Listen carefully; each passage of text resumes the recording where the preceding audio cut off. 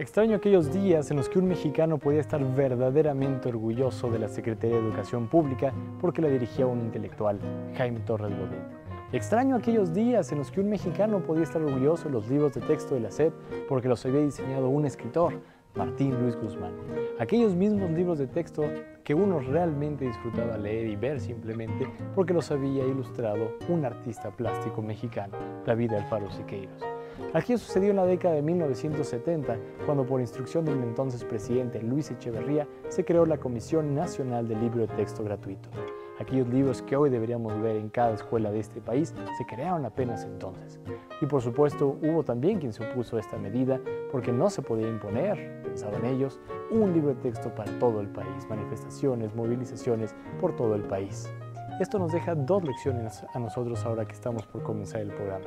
Una de ellas es que la educación debe ser un proyecto nacional, verdaderamente encabezado, sí por políticos, pero sobre todo por intelectuales y por artistas. Y dos, que la sociedad civil también tiene participación en ella.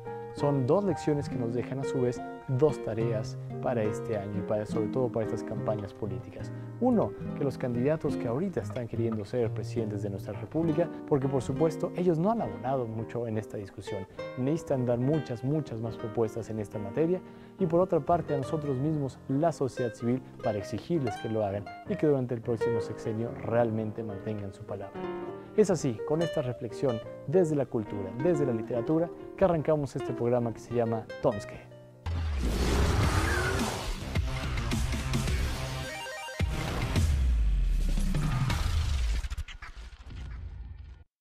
Pues muchas gracias, Elik, por esa recomendación y bienvenidos todos a una emisión más de Tonske.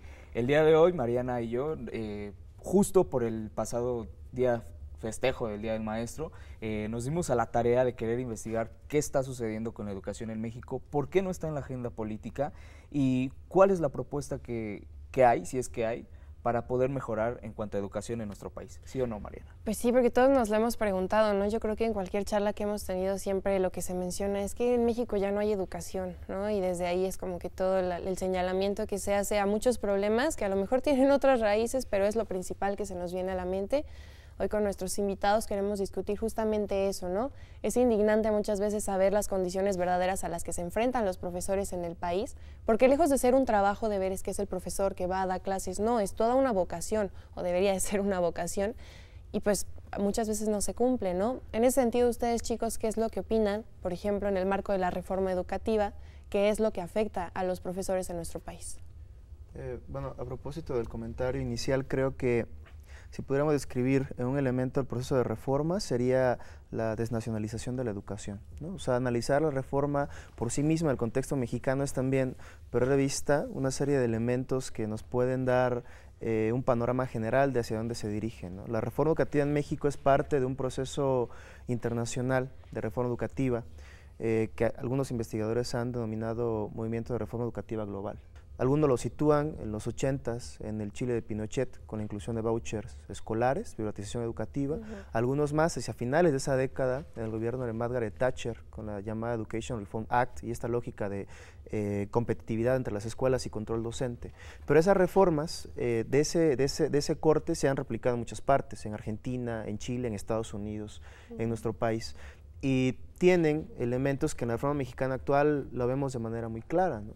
Políticas que le llaman de rendición de cuentas del profesorado, es decir, qué relación tiene el desempeño de los profesores con los resultados educativos de los estudiantes, políticas de autonomía escolar, es decir, descentralización administrativa y políticas de generación de información, ¿no? Entonces, y esos tres elementos lo vemos en la reforma. El problema con esto, y decía desnacionalización, es porque si bien hasta hace algunos años todavía existía determinado debate interno y nacional sobre qué es lo que los mexicanos querían sobre su educación y cuál era el proyecto nacional que esta educación engendraba, digo, haciendo alusión también a un nacionalismo revolucionario, priista clásico, etcétera.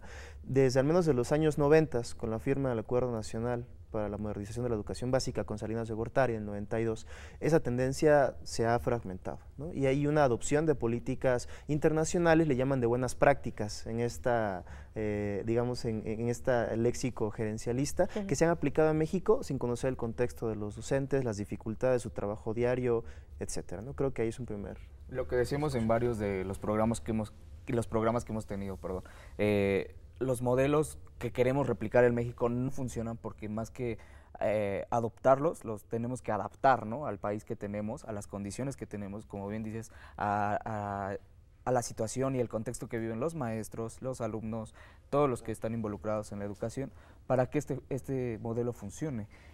Bueno, en ese sentido tendríamos que primero cuestionarnos la noción primero de modelo y la otra cuestión de proyecto educativo, claro, porque un modelo es la réplica de algo que estás copiando de otro lugar y sin embargo, por ejemplo, la noción de proyecto te lleva en relación a las cuestiones educativas a pensar qué tipo de ser humano quieres formar, la proyección de futuro, y tenemos un problema en relación a la construcción del futuro de los jóvenes, tanto de las niñas, de los jóvenes, de los adultos, de los universitarios. Cuando discutes también con universitarios y te plantean que no hay capacidad para transformar esto, es porque están expresando todo un proceso de formación a lo largo de los años. Desde posicionamiento de teorías posmodernas que planteaban en los 80, en los 70, en los 90 de que la historia terminaba, hasta cuestiones de conformismo, de pensar que no hay posibilidad de hacer las cosas. Pero en relación a lo que decía Mauro, hay que pensar también quién era uno de los actores fundamentales para formar a los niños, que son los profesores o son los maestros normalistas, que durante la época, desde el 94 para acá, a partir de las políticas más abiertas de Carlos Salinas de Gortari y la participación del Bester Gordillo con el sindicato, hay una descalificación muy fuerte a los maestros, pero además se les pone y se les dice que ellos son los culpables de que la educación esté mal. El proceso de análisis de la educación se reduce solamente a un actor, que es el maestro. Y si el maestro no lleva a cabo determinado tipo de didáctica, entonces todo el proceso educativo está mal, lo que implica una reducción del análisis del proceso educativo, que no solamente se queda en una cuestión didáctica, sino, como ustedes mencionaban en otro momento, económica, política, cultural, social, y que además pone en la reforma educativa del 2013 para acá, pone como responsable de esta crisis educativa a los profesores, cuando los profesores no son los que dictaminan y crean la política educativa, no son los que construyen el currículo. Ellos mismos no se autocapacitan, o sea, no tienen autonomía como en las Universidades Nacionales Autónomas de México. Entonces, ¿quién produjo esta crisis? ¿Quiénes son los que llevaron a que esta política educativa se haya reducido? Platicábamos hace un momento antes de entrar que a los niños ya no se les puede reprobar y que son culpables los profesores. O sea, hay historias muy fuertes, hay acuerdos por parte del gobierno que obliga a los profesores a no reprobar a los niños. Entonces, ¿qué pasa? ¿Y qué pasa con la formación de maestros ahora? Que puede entrar cualquiera a ser maestro normalista, pero no sabe didáctica, no sabe de política, no sabe de pedagogía, no sabe de otro tipo de cuestiones. Ahora sí que el conflicto entre la educación son varios factores, ¿no? El primero es que es el docente, el alumno y el Estado, ¿no? Que tienen que tener una mancuerna, ¿no? Pero tanto se ha modificado tanto como que esa representación que tienen hacia los docentes, que los mismos medios de comunicación también han formado, porque, bueno, se han hecho investigaciones de que, ¿qué opinan nuevamente? Ahora sí que los actores de la educación, los que siempre están ahí formando eso. Entonces, cuando se hizo todo esto de los profesores de Oaxaca, que les preguntamos, o sea, ¿tú qué opinas? ¿Tú qué opinas con la reforma educativa? ¿Estás de acuerdo? ¿No estás de acuerdo? Y ellos, todos pensábamos que no, que ellos, de los medios de comunicación, ¿cómo la manejan? Y casi la mayoría de los docentes están de acuerdo que se capaciten, que están de acuerdo que se mejore esa educación. ¿Por qué? Porque ellos diario viven esa deserción, ese rezago, ese conflicto también social que se vive en el alumnado como en las familias en cuestión de la educación. Y algo muy primordial que también se preguntó a los jóvenes, ¿qué pasa contigo en la educación? Es el miedo que ellos tienen ante todo, a lo mejor es como un factor muy aparte, pero es la inseguridad que diario viven en las escuelas como afuera. Entonces, también eso influye tanto en cómo la educación va formando su pensamiento social y cómo ellos van aplicando todo lo que aprenden diario en la escuela. Justo ese punto que mencionas se me hace interesante, el decir que el alumno va al salón de clases, pero trae cargando toda esta carga emocional, social, de familia, de cultura, ¿no? De prácticas que el maestro se da cuenta en el salón de clases, ¿no? Que puedes percibir, no comió, no desayuna, sufre violencia familiar, etcétera. Pueden hacer casi un estudio de mercado de cómo está el país, porque realmente es ahí donde debemos empezar y poner atención. Y creo que incluso un punto en el que no se le ha prestado atención es la educación preescolar, ¿no? Porque incluso también en esos primeros años de formación estamos formando a los futuros mexicanos, a los futuros que conformen esta sociedad, para que en un futuro en las universidades pues dé resultado, como bien dices, ¿no? Una sociedad mejor capacitada. Va mucho de la mano lo que mencionabas hace un momento, Mauro, en cuanto a este sistema diseñado a la competitividad, ¿no? Desde el lenguaje que te menciona, vamos a formar a los futuros líderes de México, cuando la realidad es que en el país eso no empata. Y muchos de lo que tú dices, que el profesor conoce la historia del estudiante, lo quieren solucionar con medidas paliativas como darles una beca de 500 pesos al mes. ¿En qué se la van a gastar? ¿De qué les sirve? No me importa, pero tú dáselas para destinar esos recursos, ¿no? Y el profesor también trae sus propios problemas, o sea, también los lleva al salón de clases. Y también debería haber una educación para el profesor, para que el profesor también sepa discernir y decir, bueno, mis conflictos son estos, pero yo vengo a fungir como tal, ¿no? Porque incluso, digo, todos hemos cursado clases y todos nos hemos dado cuenta que el profesor viene de malas, que el profesor no. Sí. Entonces, juzgamos mucho y entonces la educación como tal no fluye per se a una clase común. Sí, yo creo que esto parte del hecho de que hay una visión restrictiva de la educación. O sea, la reforma educativa se planteó como una reforma del espacio escolar, punto. Del espacio escolar y sus agentes, empezando por el profesorado, ¿no? A quien se tenía que exigir rendición de cuentas en función de los resultados de los estudiantes, en función de sus resultados, sobre todo en pruebas estandarizadas, en función de su desempeño docente, que ahorita con el servicio profesional es una lógica de medición de desempeño bastante excluyente en muchos aspectos de las dimensiones del trabajo docente. Pero decía que es una visión restrictiva de la educación porque pareciera que la escuela es el lugar donde nos educamos, pero entendiendo como el lugar donde socializamos. Sí. O aprendemos. O sea, la forma en la cual se mide la calidad educativa de manera internacional es a través de pruebas estandarizadas. La prueba más reina... adelante podemos hablar claro, de eso porque ahorita nos tenemos okay. que ir a un corte, pero no era porque te cortara. No, claro. Seguimos hablando con eso, no le cambies, estamos entonces ¿qué?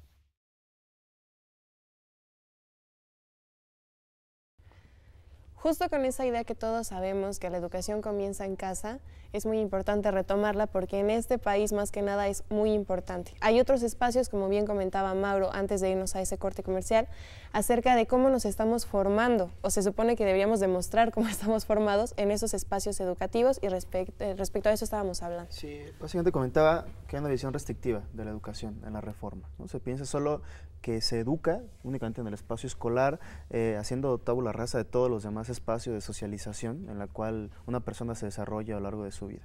Comentaba que un pretexto por el cual se hizo la reforma, porque más que motivos fueron pretextos, ¿no? La falta de la productividad en la economía por falta de escasez de capital humano fue pretexto. La baja calidad de la educación mediante pruebas internacionales fue otro pretexto. Pero fue el pretexto que más se difundió y que los medios de comunicación, sobre todo a partir del financiamiento de Cinépolis y Mexicanos Primero, dijeron en todas partes, ¿no? Falta calidad en educación porque no hay docentes de calidad. La calidad de educación la miden estos grupos empresariales e instancias internacionales y el gobierno federal a través de pruebas estandarizadas, ¿no? Un concepto de calidad que no ha sido discutido con las comunidades académicas, que no tiene un contenido pedagógico, que es básicamente un contenido nuevamente gerencial, medible, es un número. Y la calidad de educación se mide a través de la prueba PISA, ¿no? Que es una prueba que tuvo su primera versión en el año 2000, impulsada por la OCDE y cuyos participantes pagan incluso por hacer la prueba. Cuando uno analiza la prueba, en la misma prueba dice, el hecho de que un país salga bajo en las pruebas no significa que la educación, es decir, que las escuelas del país sean malas o no hagan bien su función educativa, porque lo que mide la prueba es un nivel de conocimiento determinado que una persona de 15 años debe tener en una sociedad determinada. La prueba, es decir, no analiza la calidad de la educación de la escuela, sino la calidad que se da en una educación en un contexto determinado. O sea, no la calidad de las clases, sino la calidad del alumno. La calidad de la sociedad, incluso. Incluso, sí. La calidad de la sociedad, ¿no?, en la cual se encuentra las clases. Ahora, el problema es que la escuela no está atendiendo a muchos problemas, e incluso con todo lo cuestionable que comparto de esta noción de calidad, es un reflejo de que también en la sociedad hay muchas cosas que hay que atender. Un asunto de la educación sexual, por ejemplo. La escuela no educa en el sentido, o sea, no te dice otra cosa más de cómo ponerte un preservativo o pasarte imágenes de chancros o enfermedades sexuales bastante fuertes y no explica, digamos, cuál es el proceso de erotización en la sociedad, cuáles son los procesos que conllevan, pero lo que sí lo hace son las industrias culturales, que es lo que decían hace un momento. Ya no hablamos entonces mucho menos de algo tan importante como orientación sexual. No, porque ya se tiene en la sociedad. O el embarazo adolescente en las secundarias, ¿no? El alza que ha habido de embarazo adolescente por precisamente la falta de educación sexual en la escuela secundaria. Pero ¿a qué también vamos a estar llamando educación sexual? ¿Y en relación a qué? Porque en algún momento lo que es sencillo con la SIDA, lo único que hacían era repartir condones y lubricantes. Y cuando se cuestionaba de que se tenía que plantear otro tipo de política sexual, decían es que eso no es necesario en este momento. Sin embargo, eso se discutía hace como 10 o 15 años y ahora se ven como las repercusiones. Pero en relación a lo que va marcando Mauro sobre la educación de calidad, creo que tendríamos que estar hablando sobre educación, proyecto, fines y ciertos sectores que construyen determinado tipo de proyecto educativo. Y si hay contraproyecto educativo al que estamos cuestionando o criticando. Por ejemplo, Pablo Gentili, ya como en los 90, empieza a cuestionar la noción de calidad y dice que es una retórica conservadora y está analizando Chile, como ya mencionaba Mauro, está analizando Argentina, está analizando una Argentina de Menem, donde la noción de calidad implica control, implica también, parecería como una política de la ignorancia. Aquí parecería que entre más hablamos de calidad, de conocimientos, de altos estándares, los jóvenes y los niños cada vez saben menos. Parecería que hay una privatización del conocimiento. Claro. Cuando somos estudiantes o somos profesores, los niños de primaria, de preescolar, como mencionabas, llegan a la prepa, no saben leer, no saben escribir, no saben multiplicar. Llegamos a la licenciatura, no sabemos escribir ensayos, no sabemos analizar y reflexionar. Y no es culpa solamente del individuo, porque también te hacen culpable y responsable. Bueno, una parte pone, el maestro es el único culpable, y luego el estudiante es el único culpable. Bueno, son múltiples factores que tendríamos que estar analizando, reflexionando, cuestiones que tendríamos que regresar a la discusión sobre la clase, sobre qué grupos originarios y étnicos hay aquí, cuál es nuestra historia, por qué la formación en la Universidad Nacional Autónoma de México es mejor que en otras universidades, qué es lo que pasa con el proyecto de universidad. Entonces, hay un proyecto que podríamos hablar conservador y de derecha que me llaman como educación de calidad. Y justo en ese punto también de la universidad, una crítica que se hace, y lo estábamos haciendo antes de comenzar el programa, cómo se asignan las plazas. Desde ahí sabemos que hay un problema que entra en una crisis muy cañona, ¿no? Pero Rafa, respecto a esta formación de los profesores. Pues sí, mira, partimos desde qué es el concepto de calidad, viene desde un concepto empresarial, ¿no? Qué es calidad, si es bueno, si es malo, ¿no? Pero yo creo que partiendo de los problemas más internos, se puede decir que los docentes no es solamente un trabajo o solamente una profesión, sino ya es una forma de vida. Es una vocación completamente. Es una vocación que completamente igualmente han hecho estudios, entrevistas a profundidad con los docentes de distintos, desde educación media superior, ¿no? Y ellos lo plantean que ellos desde muy pequeños se formalizaban como maestros, ¿no? Que ellos no lo ven, y la pregunta clave, ¿no? Si tú tuvieras la oportunidad de tener otro trabajo, ¿no? Porque se le considera, a ver, ¿tú eres profesor de física o te consideras físico? No, yo soy docente. Ok. Y si te dieran otro trabajo, que te pagaran un poco más y te dedicaras solamente a la física, dijeron, no, yo me voy a dedicar a la docencia porque es algo que a mí me gusta ver a los estudiantes que algún día los veo ya después saliendo titulados o teniendo un buen trabajo. Entonces creo que esa es la forma de ver la forma de vida, cómo ellos van construyendo esa vocación con todas las vivencias con los alumnos y con lo que viven en el contexto educativo. Y es lo que también hablábamos antes de empezar el programa, de que en la etapa de nuestras vidas hubo un maestro que nos cambió la vida para bien o para mal, ¿no? Siempre hubo uno que nos motivó a sigue adelante, estudia o ve por ahí y eres bueno en esto, o el que te corrigió enfrente del grupo y eso te apagó o también te hizo... Te trauma de Te por trauma, exacto, ¿no?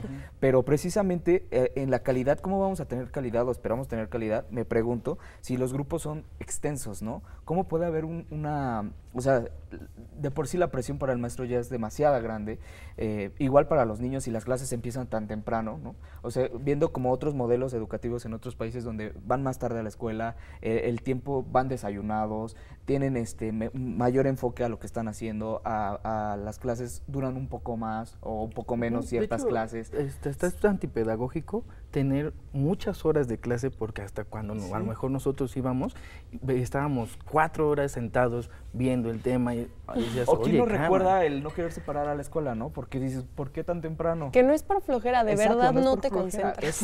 Eres un niño, ¿no? Sí. Pensándolo así, digo, ¿quién diseñó esta parte de que de 8 de la mañana y que para ir a la escuela hay que irnos tan temprano y luego las escuelas no te quedan cerca, ¿no? El traslado, El traslado. o sea, si van desayunados, como platicábamos, y aparte creo que se ha llevado que a los niños se le tiene que enseñar a ser adultos. Y eso es creo que algo terrible, porque lo estamos formando para que sean adultos y trabajen. Si no lo estamos, disfruta lo que estás haciendo, porque hasta aquí después vas a tener que trabajar. O sea, en cierto, son niños y tienes que disfrutarlo, darle esa enseñanza y que no lo vean como ese martirio de, ay, tengo que ir a la escuela, sino que disfrútalo. Es un problema muy integral a justo lo que mismo tú mencionabas respecto a que no te estás formando simplemente para hacer una calculadora humana o que sepas de memoria los textos, ¿no? No estamos educando tampoco personas en el sentido de que necesitas un espacio de recreo, esparcirte, educación artística, educación física, pero que no sea que el profe te ponga a dar vueltas en el patio, ¿no? O económicamente, como dice, ¿no? Los niños preparados para entregar resultados y los papás son de dame un 10, dame un 10, dame un 10, pero no estás viendo el reflejo de qué está aprendiendo el niño, ¿no? Simplemente quiere números. Sí, creo que el problema es que no hemos dejado de lado este paradigma de que, no un paradigma intrínseco, porque no se dice abiertamente, de que la escuela es un dispositivo de control, ¿no? Y en tanto dispositivo de control se les tiene que enseñar a los estudiantes determinadas maneras de comportarse en el mundo. Una manera sería hasta entregar resultados. La otra, que no estamos lejos de que suceda en México, es la educación financiera, por ejemplo, ¿no? Comenzar desde pequeños pequeñas a empezar a decir, bueno, voy a ver de qué manera puedo invertir, puedo generar ganancias, porque yo, y que también es un reflejo de cierto desencanto con la política y cierto desencanto con la sociedad y con el Estado, porque crear ciudadanos así son ciudadanos que no tienen expectativas sobre lo público, no tienen expectativas sobre la política, no tienen posibilidad de exigir que el Estado se haga cargo de sus funciones, que no únicamente es mantener la propiedad privada y permitir un Estado y generar un Estado de Derecho, eso es ideología, ¿no? Y creo que habría algo interesante también en las experiencias de los propios docentes. Aquí, por ejemplo, el compañero José Carlos tiene experiencia docente en zonas duras de la ciudad, complicadas, y me gustaría, la neta, que comentaras algo al respecto. Bueno, en relación a eso, yo creo que, y partiendo en la cuestión de que hay otros proyectos educativos, entre los proyectos como más consolidados está la cuestión de lo que ha hecho la Coordinadora Nacional de Trabajadores de la Educación, que se alimenta de estos diferentes grupos, etnias, que van construyendo diferentes proyectos sociales. Hemos visto desde el 2013 para acá toda su resistencia, sea política, pero también pedagógica. Ellos mencionaban como 3 dimensiones, la política, la pedagógica y la jurídica, frente a la reforma educativa. Yo ahorita pues, mencionaría un poco más como la pedagógica. Ellos han construido, por ejemplo, proyectos educativos en la zona más pobre de México, que es la montaña de Guerrero. Y ahí han construido un proyecto que se llama, por ejemplo, las escuelas altamiranistas. Y están relacionadas con procesos de reeducación, pero también está en la cuestión de la comunidad. Y también aparecen otros proyectos como en Oaxaca. Y, por ejemplo, la CENTE lo que hizo hace 2 años fue sistematizar experiencias de Oaxaca, de Michoacán, de Veracruz, de Chiapas, para poder construir como algunas bases. De hecho, este es como uno de estos documentos para una educación como alternativa. Me gustaría que sí nos compartas el nombre, lo podemos decir en pantalla porque lamentablemente se nos fue otra vez el tiempo rapidísimo, pero digo, en redes sociales podemos seguir la discusión. Okay. Y sí, porque nos centramos mucho en lo que pasa en la ciudad, pero tienes mucha razón, esto da para más, todo lo que sucede en las áreas rurales, de donde no llegan las escuelas, ¿qué sucede con esa que esa México parte de la no, educación? y eso sí creo que nos debe quedar súper claro, México no es Paseo de la Reforma, México no es Ciudad de México, es toda una república con diferentes lugares. Sí. Claro que sí, no es fresapatismo, Y no es estar de revoltoso, revolucionario. Claro, no es que estemos de revoltosos, es saber realmente las condiciones que existen en el país, porque sí se puede hacer diferente, ¿no? Yo creo que esa es la recomendación que Y eso nos es queda. lo que hay que preguntarnos previo a este segundo debate, Claro. que también incluyan a la educación en la agenda para discutir precisamente Estos esto temas, y dar un no lo resultado. demás. Sí. Entonces nos vemos en el Nos vemos la siguiente. próxima. Gracias a todos, chicos. Gracias a ustedes. Gracias.